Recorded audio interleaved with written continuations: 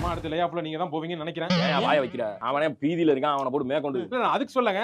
எந்தெந்த ராசிக்காரர்கள் எல்லாம் வேலைய விட்டு போவாங்கன்னு சொல்லிட்டாங்கல்ல ஜோசியக்காரர். அப்படியா? லே ஆஃப் எப்ப தூக்குவாங்கன்னு ஹெச்ஆர்க்கே தெரியாது. அவனுக்கு எப்படியா தெரியும்? பயமா இருக்குங்க. பயமா பயப்படாதீங்க. என்ன சாமி வாங்க வாங்க வாங்க. என்ன மாலை போட்டுருக்கீங்களா? ஆமா சாமி, சீசன் வந்துருச்சுல. வந்துருச்சுல. சரி சரி பாப்போம். ஆ சாமி.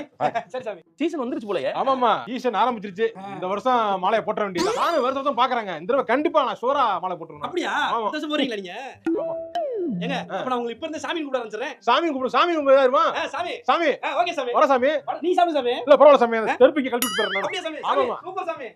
சாமி என்ன சாமி? என்ன சாமி என்ன மாலையில போடலையா? இல்ல போடல நாள் நல்லா இல்லன்றாங்க. நாள் நல்லா கல்ற நாள்ல போடணுமா? ஆமா ஆமா சாமி பாத்து போடுங்க. ஏன்னா கரெக்டா 48 நாள் முடிஞ்சோன தான் கோயிலுக்கு போணுங்கறாங்க. என் பேட்ச் எல்லாம் இதாயிடுச்சு. அடுத்த பேட்ச் நான் வெயிட் பண்ணிட்டு இருக்கேன். சரி சரி சாமி சரி சாமி. அவன் வந்தானே இது கேட்காத. என்ன தேவை சொல்லுவேன். நொண்டிக்கிட்டே வர்றான். நொண்டி சாக்கு சொல்லுவேன். மூடிக்கிட்டு நீ ஐயோ பில்டப் கொடுக்காத. அவனே சொல்லுவான். கால்ல ரத்தக்கா வாங்கிருச்சுங்க. ரொம்ப இதா இருக்கு. நாங்க கேட்க